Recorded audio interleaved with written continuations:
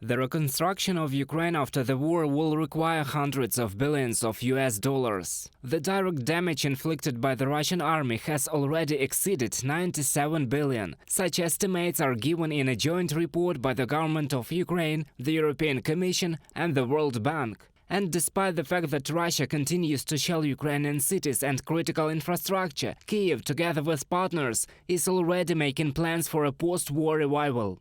One of the elements of the system is the register of damaged and destroyed property. It started to work in the summer. Everyone whose house was damaged due to the actions of the Russian army can enter their data there.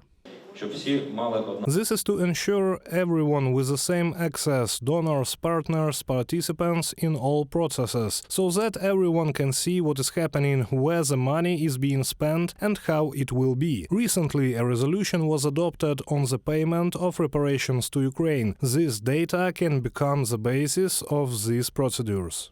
Now the ministers want to go even further, to digitize the entire process of rebuilding settlements. The main advantage of this is the elimination of the corruption component during the entire process, from the selection of the priority of the project for restoration to tenders for the purchase of materials. All this information at all stages will be available for viewing online. Officials who provide documents, even law enforcement agencies, said that checks, certain procedures, general contractors, designers, investors and customers all work in an electronic system. All project documentation, all expertise, everything is there. We introduce a lot of systems from the sphere of logical control in order for officials to make the minimum decision while the system analyzes the maximum various processes and gives either a green light to carry out certain operations or shows the red stop. It is fundamentally important that in terms of the restoration of Ukraine, they plan to do not as it was, but better. For example, new houses will be built based on modern approaches to the civil protection system. This applies to both the availability of shelters and the provision of energy efficiency. The relevance of the latter became obvious after Russia's massive attacks on Ukraine's infrastructure. Decision what exactly needs to be restored will not be made in the capital, but locally.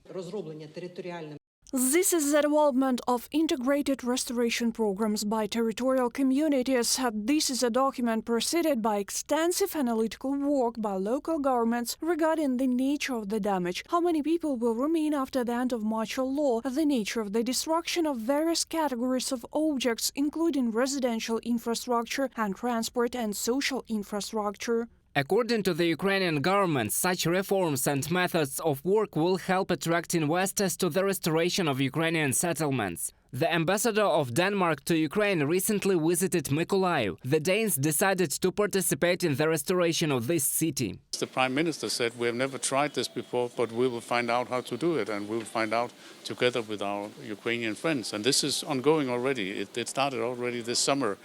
We have been focusing on emergency needs like particle boards for windows, spare parts for the water supply and for the district heating system. So we've started already, and it has created a lot of enthusiasm in Denmark because everybody in Denmark have now heard about Mykolaiv. Before this happened, nobody had ever heard about this. Denmark is a reliable partner of Ukraine. They believe that digitalization and transparency of process will help make cooperation even more effective. Denmark is a close partner for Ukraine in the present circumstances because your freedom is also our freedom. But we will also be a close partner for Ukraine when it comes to the reconstruction and recovery process. And it's good to hear the thorough preparations that have been made already. In addition to Denmark, other countries expressed their desire to invest in the post-war reconstruction of Ukraine. Thus, Poland is ready to take patronage over the Kharkiv region, Estonia over Zhytomyr, and France over the Chernihiv region. Reported by Roman Smoler, Angelika Brushnevska, UATV News.